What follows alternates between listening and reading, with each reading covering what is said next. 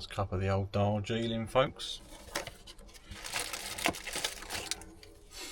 Hi campers, hope you're doing well. Welcome to another video, and you join me once again in the shed. Got the kettle on, gonna have a nice cup of Darjeeling tea. Shut it, Des. Yeah, I'm gonna have a nice cup of tea and gonna continue my series that I've been making about my camping kit that you've seen me using over the last few years. I've got a series or a playlist on my channel now looking at the camping kit, which you can go back and have a look at. It goes through quite a few things now that I've done. I've done tarps, I've done bivvy bags, cook kits or stoves specifically. The last video I posted a few weeks ago was on sort of camping tech and EDC, and this video is going to be all about cutting tools, essentially, knives and axes. I've got a few in my little collection here that you'll see on the bench and on the wall behind me. So I'm going to show you through some of those tools that I use, what I like and don't like about them, and what I kind of recommend for you if you're looking to get a knife for your camping kit, or for crafting, or whatever your purpose may be. But first and foremost, I want to get that tea down me. It's a bit cold today, folks. I was out camping last weekend. Hopefully you might have seen that video. If not, it's on my channel.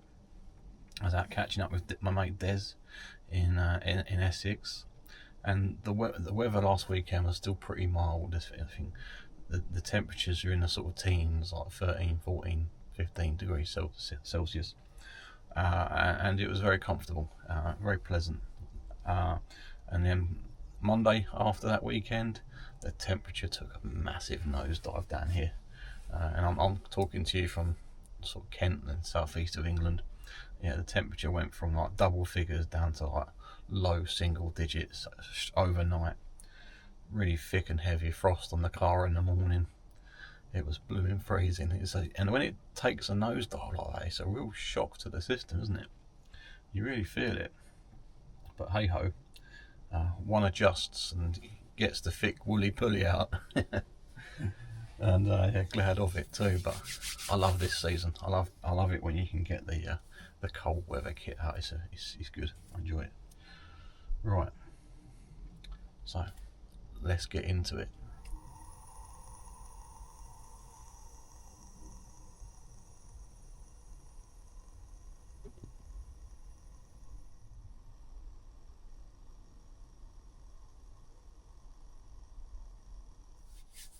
So while I'm waiting for the kettle to brew, I thought I'd get into the first segment of the video, which I'm going to sort of focus on pocket knives first. I've got pocket knives, I've got utility knives, then I'll talk about crafting knives, saws, and then sharpening at the end of this video. So fair warning, I'm probably going to geek out a little bit on knives and tools in this video.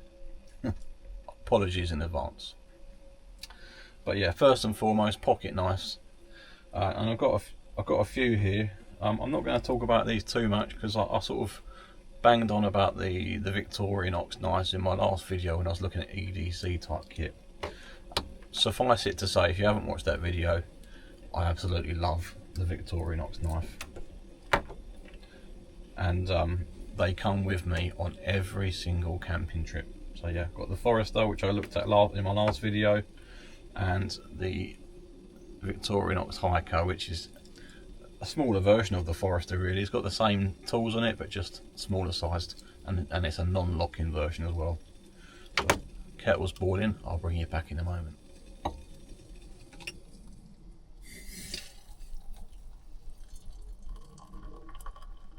Right, that's the tea poured out. Back to it. So yeah, the Victorinox knives are the absolute gold standard for me. They're perfect for hiking trips when you're up on the hills, and you know, more bushcraft orientated trips when you're in the woods. They do everything for me really, and it's often, even for the most hardcore camping trips, it's often the only tool that I take with me. Absolutely adore them, and everything about them. But yeah, as I said, I covered them in my last video where I was looking at camping tech and EDC, so I won't labour them this time around, but suffice to say they're a big part of my sort of camping toolkit. Next up here are things you don't see me use as often really, but I've got the Opinel number 8. This is the carbon bladed version, and these are lock-in knives.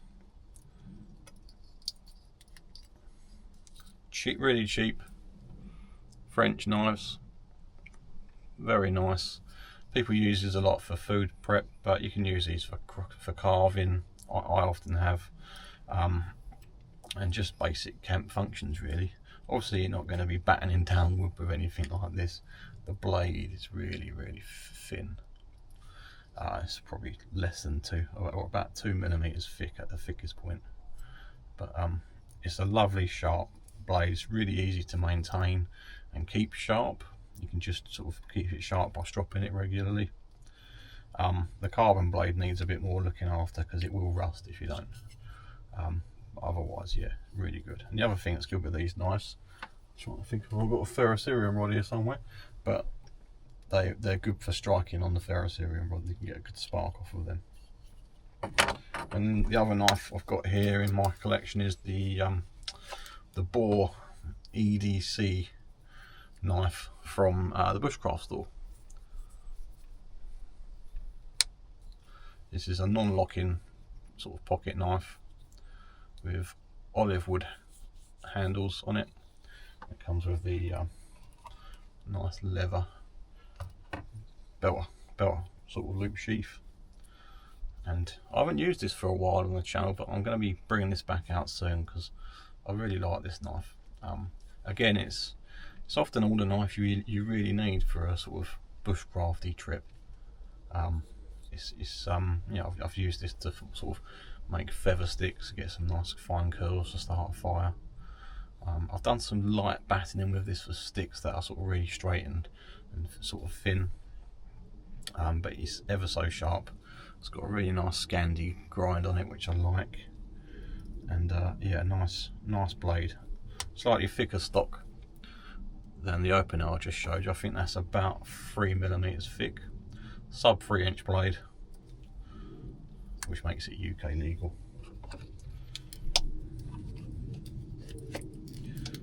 And it's just really nicely made. So yeah, I need to start using that again soon on the channel. You'll see that, no doubt. So there you go. That's a quick canter through the pocket sort of knives segment. For those that are wondering, by the way, folks, Darjeeling tea.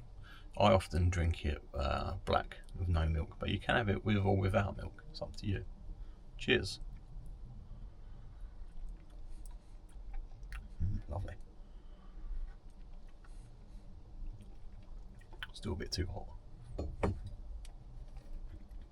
but it's very refreshing Darjeeling tea.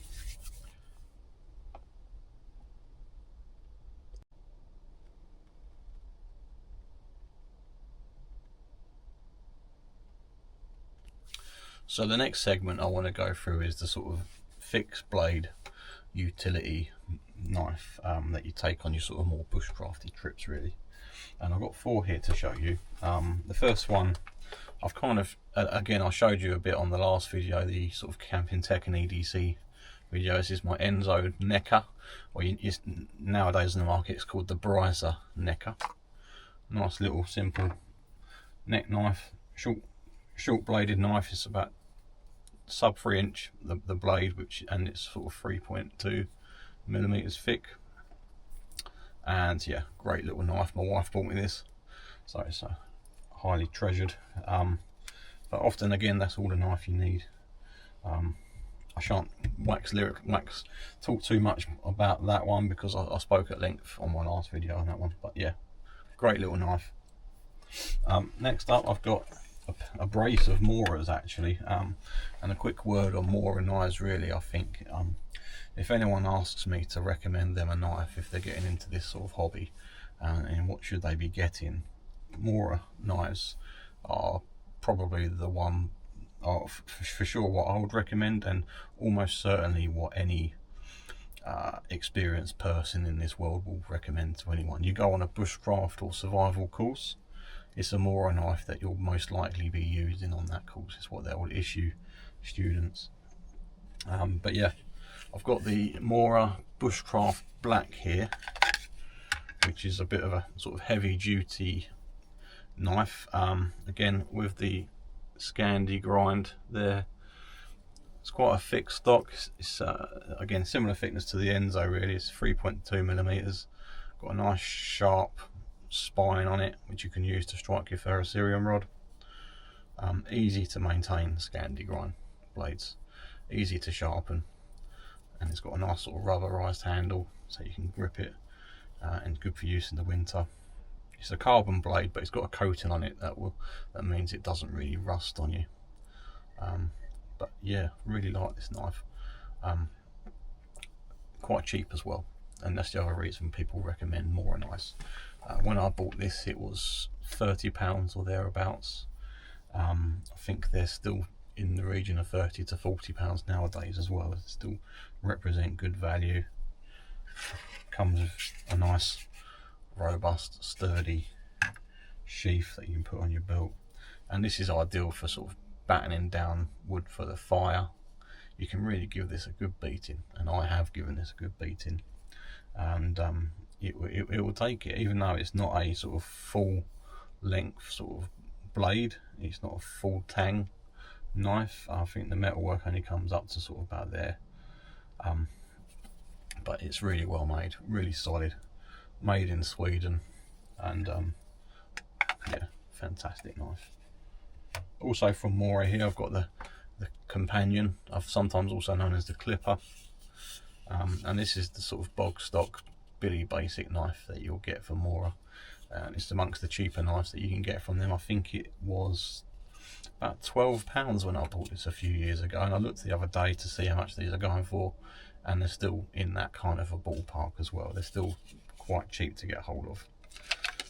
This is the very standard version of the Mora companion. There's a heavy duty one they do as well, which is a bit sort of a thicker blade. This is only about 2mm thick, this blade, and that's the best thing about this knife really. It's so easy to use, so comfortable in the hand, but again with a nice rubberized grip. Scandi grind again, easy to sharpen, easy to look after. This is carbon still, so it will rust if you're not careful with it. Doesn't have the coating on it like the other knife, but all that means is that with carbon steel you just got to keep it dry, and at the end of a day's use, sort of give it a nice wipe down, give it a good clean, put it away dry, and it will stay in good condition. I've had this for about 8 years, and yeah, it's still fantastic condition. Yeah, lovely. And I use this quite mostly these days. This stays in the shed, this knife, and I use this for sort of for crafting, really, for carving projects. When I'm carving a spoon, when I transition from axe to knife, this is the first knife that I usually pick up to then start working on the piece of wood. So yeah, there's the Mora companion. So if there's one message you can take away from this video, Moras are the one that I recommend. If you want to buy a knife, buy a Mora. You won't regret it. So for the final knife in this segment, I'll take a bit of a step up in value really. This is the Barneys bushcraft knife that you can get from Barneys website. And this is one that I've had for a couple of years now. It's got a nice sort of 4-inch or so blade. It's made by Bimbles workshops in Sussex. Hope you see the Barneys emblem there. It's got nice black micarta scales, as you would have seen. Nice leather sheath, all handmade. It's a wonderful bit of kit, this. I won't lie, it's quite an expensive knife. It's not cheap. Have a look on their website and you'll see how much these cost. They're quite spenny, but but this has got quite a strong attachment to me now. I've had this for 2 years. I got it for my 40th birthday. Friends and family gifted me some vouchers for the Barneys shop and some cash. I clubbed it all together and I had enough to buy me this knife. So I have my friends and family to thank for this knife. In all honesty, if I didn't have that from my friends and family, then I'd still be using the Mora knife or something else. I wouldn't have spent the sort of money that these cost you, in all honesty. But a lot of people collect these knives and put them away in drawers and sort of just keep them nice and pristine. I don't. This one gets used, and there's plenty of videos on my channel where you've seen me giving this a bit of a hard time, battening down wood, carving wood, processing firewood, all of it, making tent pegs, everything that you want to do with a knife around camp. This has done it, and it's done it with ease as well. It's a fantastic knife. I love it to bits. Again, like the Moras, it's got a nice Scandinavian grind on the knife. It's quite thick. It's 4mm thick steel, which kind of goes against it, I think, a little bit. I prefer the 3mm thick blades. It's got a really nice design on the sort of shape of the blade. It's a traditional sort of woodlaw, sort of Barneys design of knife, based upon the very first woodlaw that Barneys launched in association with Wilkinson's sword, I believe it was. And that's what Enquiries Workshop has sort of tried to reintroduce into the range, really. But yeah, fantastic knife. I love it to bits. You'll see this in many of my upcoming videos, and it'll be getting absolutely battered in those videos. But at the end of each camp, when I come home, I come back to the shed here, it gets a good thorough clean, a strop and sharpen if needed. And I always give it a little coat of Vaseline on the blade before I put it away for a few weeks or whatever, and that stops it from rusting, because again, this is carbon steel. It will rust if you don't look after it. But a nice thin coat of Vaseline on the blade takes great care of it. So there you go. That's the sort of the fixed blade knife segment. Crafting knives next, I think.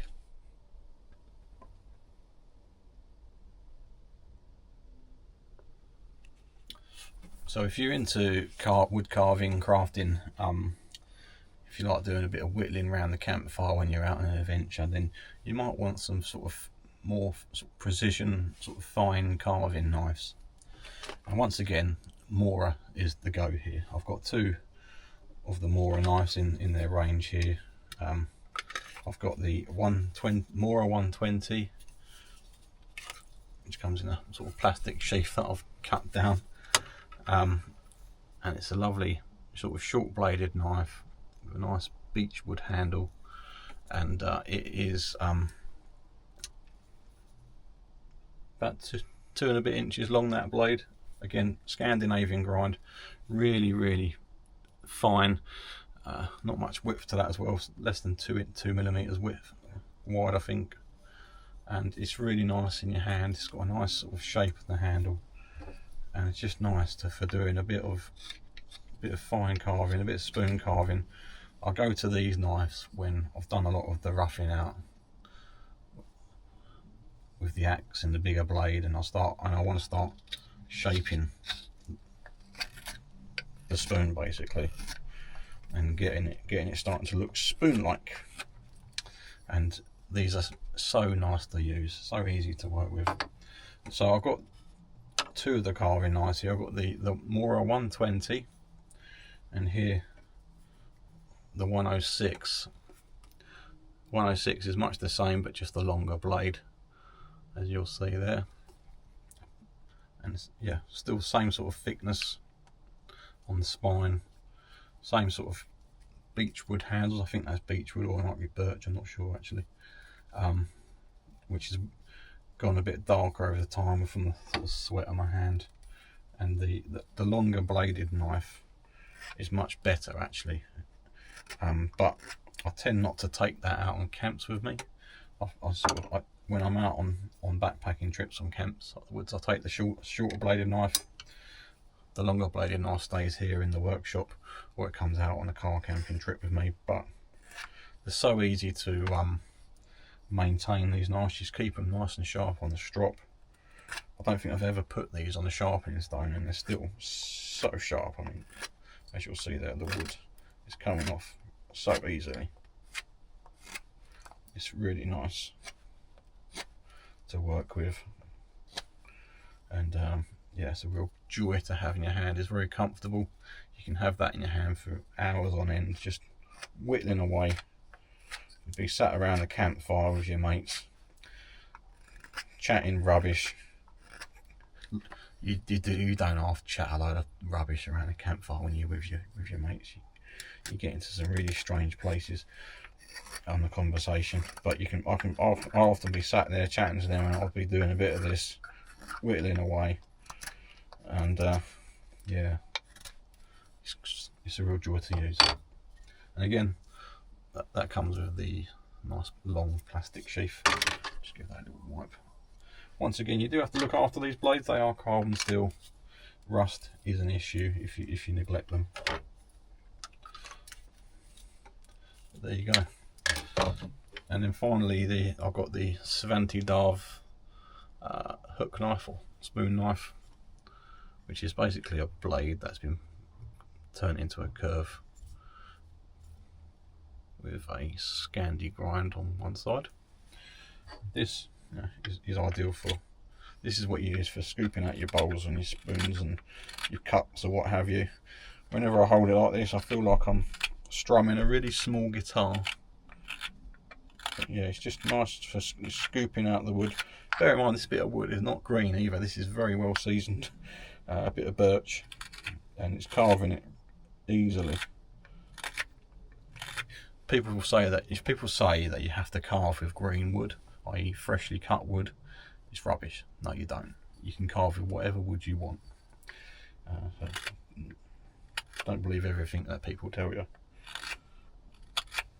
And yeah, it's just a really nice thing to use for scooting. It's very niche, this tool, but if you want to do spoon carving, one of these is a real game changer. This doesn't come with a sheath, but I've got a strip of leather here which I use. I saw that Ben Alford does this with his sort of spoon knives. I'll just wrap it around the blade like so, and then tie a knot off on it at the end, and that works beautifully.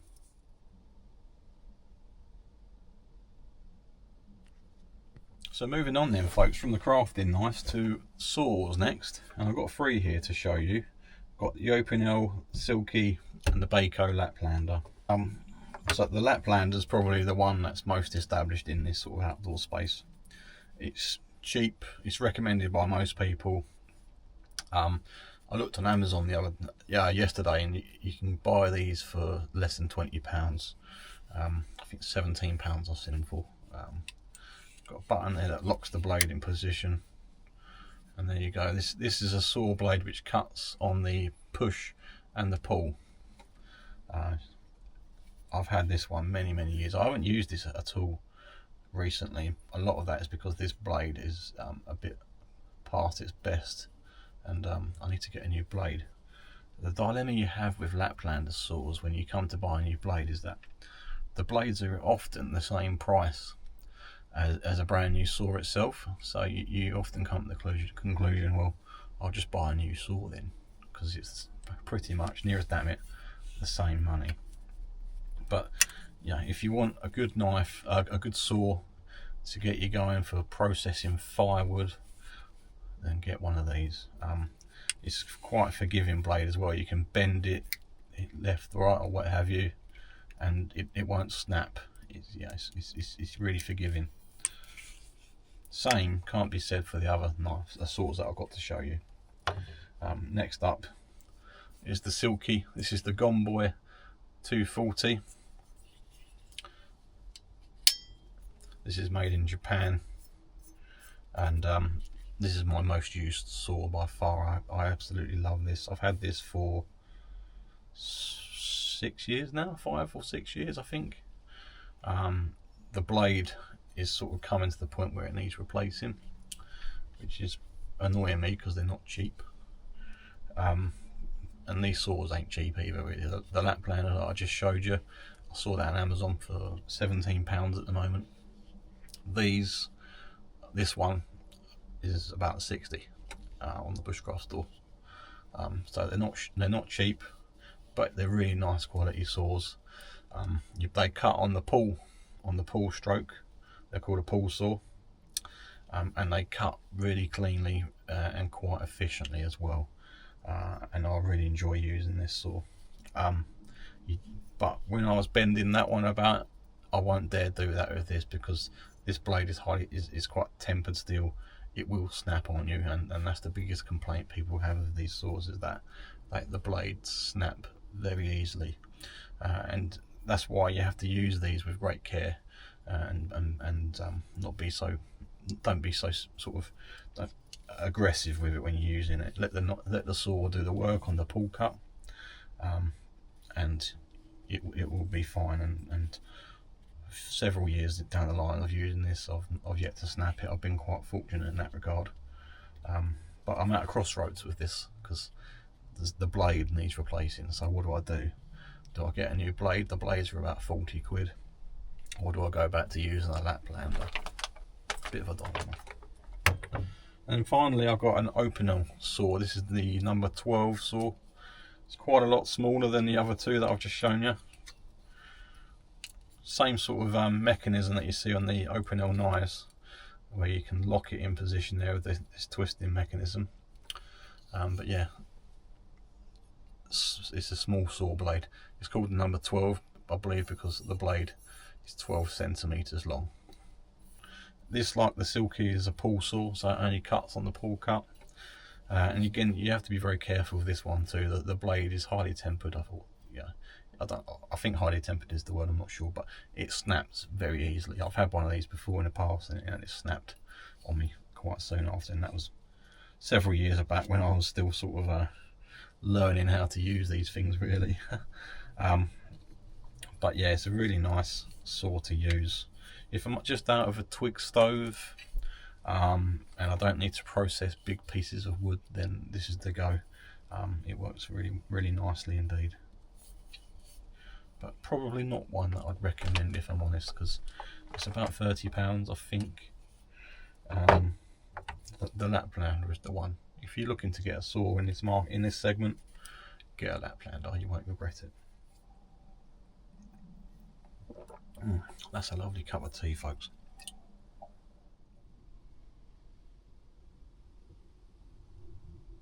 So the next segment then, folks, is axes. What axes do I like and use? I've got 3 here to show you. I won't lie, they're all a bit Gucci in terms of the brands, but I've had them for a number of years now. I'll start with this one, the big boy. This is by Wetterlings, a Swedish axe company. There we go there. It's called the Outdoor Axe. Wetterlings are much like Gransfors Bruks. They're made in Sweden. They're hand forged, handmade in Sweden. Wetterlings, you can no longer buy Wetterlings axes anymore. They're not being made. The company actually got bought out by Gransfors Bruks a few years ago now, and those factories are now making Gransfors Bruks axes, and I'll show you some of those next. So yeah, these are kind of money can't buy type axes, but this is the Wetterlings equivalent of what you now know as the small forest axe. This is called the Outdoor Axe by Wetterlings, and is a great sort of multi-purpose axe really. It's got quite a thick head on it, a bit I think it's called it, which makes it really good for splitting wood, and that suits me fine because that's exactly what I use this for. If I remember, I'll overlay a little bit of B-roll footage of me doing some splitting outside, getting some firewood ready for indoors. But yeah, this is a beautiful axe. I bought this from the bushcraft store, yeah, about 8 years or so ago now, maybe 9 years, and yeah, it's had pride of place in my shed ever since.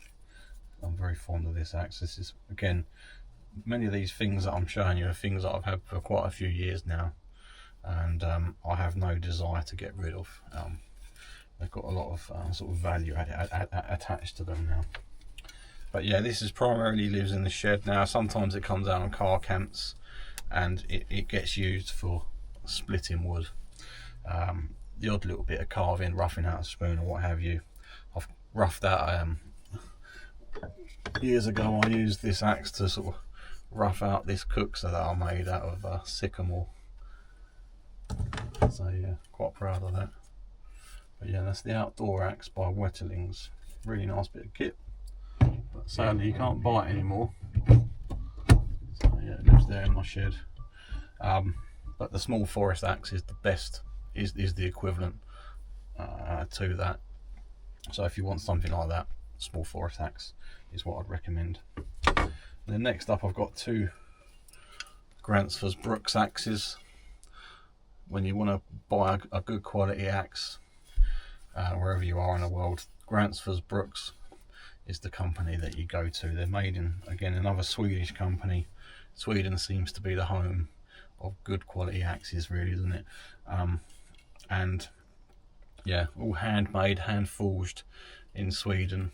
I think they're actually made in Gransfors Bruk. I'd have to Google that, but yeah, it's an iconic brand in axe world. And if you want a good quality axe, you go to Sweden and you get a Gransfors Bruks axe. So this is the large Swedish carving axe. It's quite a scary looking head on that. This is a very specific axe for, believe it or not, carving. It's got a nice function, nice sort of head there where you can sort of really choke up on the handle. Got all the technical terms here, haven't I? And get in there and do some nice carving. And roughing out. This is for roughing out your spoons, pretty much, really, or roughing out your cookers.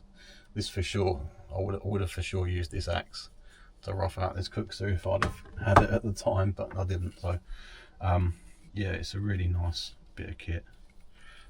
Not something I'd recommend anyone buying if you're not really that interested in carving or doing this sort of thing, but if you are keen sort of carving, keen carver, wood carver,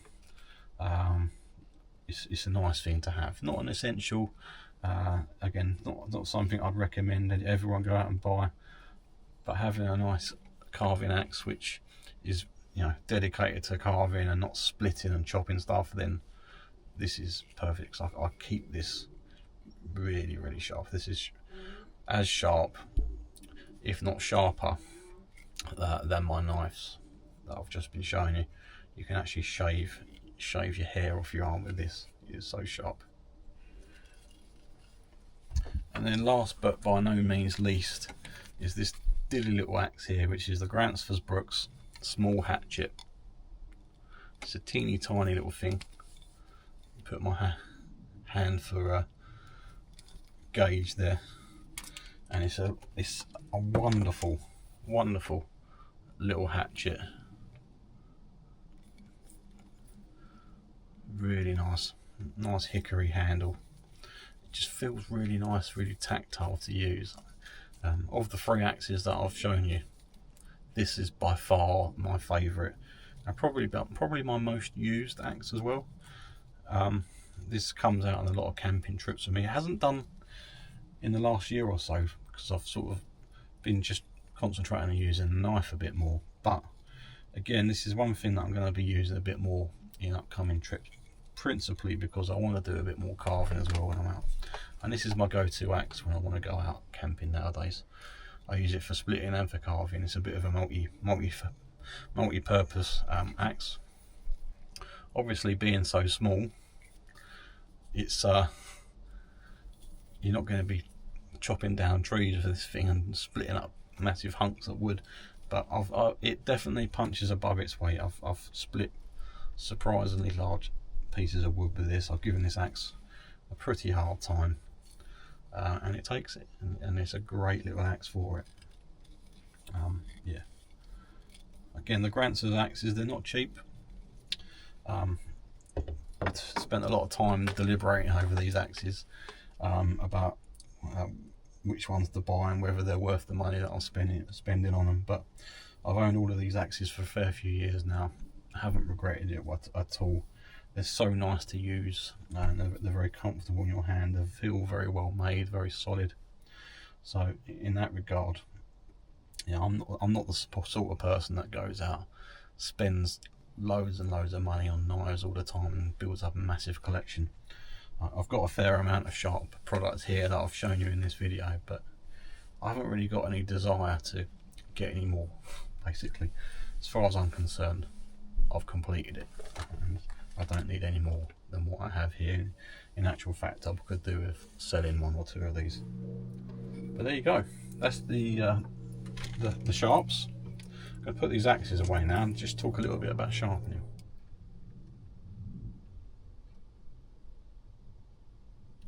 So it'd be remiss of me to talk about axes and knives and not talk about sharpening briefly, because a tool is only as good as the person that sharpens it. I'm not an expert at sharpening, I've got to be honest, but I do try, I do take my time, I have studied it quite a bit. There's some really good content on YouTube of some learned folk showing you the ins and outs of sharpening a blade. I'd recommend some of the videos that have been done by Ben Orford. He's done some really good content on that, and also Mike McCoulton with MCQ Bushcraft. If I remember, I'll pop a link to a couple of their videos in the description below if you really want to sort of watch and learn how to sharpen knives and sharpen them well. And they've got some good videos on that. But here, I've shown you, I've got a few of the items here that I use to sort of keep my knives in tip-top condition. Here in the shed, I always have a sort of diamond sharpening system here. This is a Faithful diamond sharpening stone. There's the brand there, which is not an expensive brand. I got this from the local sort of hardware store, and it come with this sort of stone holder that stops it, that's rubberized so it doesn't slide around on the bench. If I loosen that off a little bit there, I can get the stone out. And you've got two grits on this. You've got 1000 grit on this side, which is quite a fine grit, especially for diamond, and then on this other side here is a lot rougher, a lot coarser, it's 400 grit. Most of the time I'm using 1000 grit just as the sort of go-to in the stone, and all you have to do with that, with diamond stones, is just spray a little bit of water on it. I've got a sort of water sprayer up here that I use, wet it down, and away you go.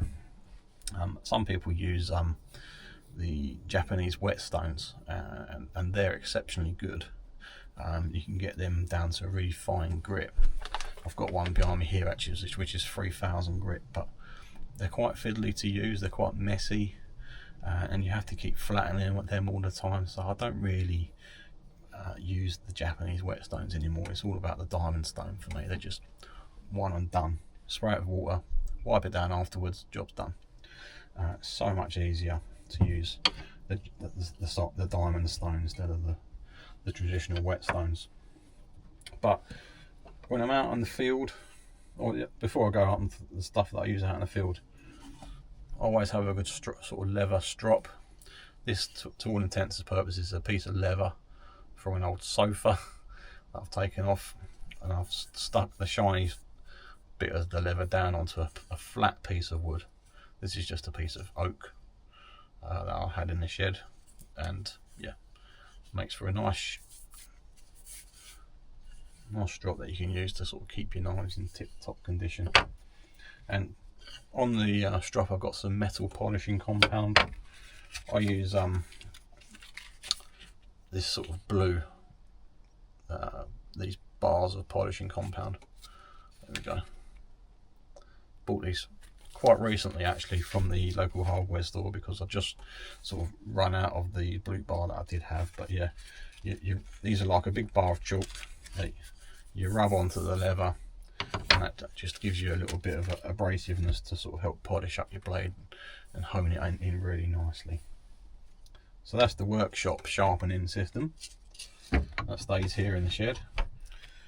So when I'm out in the field, I've got a couple of things that I use most frequently. I've got my Thornevin CC4 stone. Again, I showed this in my last video where I was looking at Tech and EDC. It's just a nice ceramic dual grit stone, a really fine one that side, and a more abrasive side than that one. But they're both really fine sharpening stones. I keep saying stove. And on the leather pouch that it comes in, you've got a little stropping element there, which I've put some polishing compound on. And I've also got a smaller leather strop that I've made myself out of some sofa leather and a bit of oak. They work really well. That, generally speaking, comes out on every single camping trip with me. Even if I don't need to sharpen the knife, it's quite nice. Just thing to do when you're at camp, just give your knife a little strop and keep it nicely honed in. And then for the axes, I've got this Lansky sharpening puck, it's called, which is got two different grits on it, a sort of coarse and a fine. I think the fine is about 300 grit. I think it's still quite coarse by what most standards, but this keeps your axe in good shape. Again, I'll spray that with a bit of water and just use it on the axe in a circular motion, and that gets things nice. But more often than not, to be honest with you, I use the Thornevin stone on the axes as well, because that's really fine, and the axes I like to keep really sharp. The other thing that I've got here is a pebble that I got from the beach. If ever you're walking out on a beach and it's a stony sort of pebbly beach, I've always got my eyes down looking at what's around me. Every now and again you'll find a really nice stone, and you can use these to sharpen your blades as well. You can see there where I've used it on the blades, and there's a bit of metal's come off of the blade onto the stone, and this one's nice and fine. Really like using that.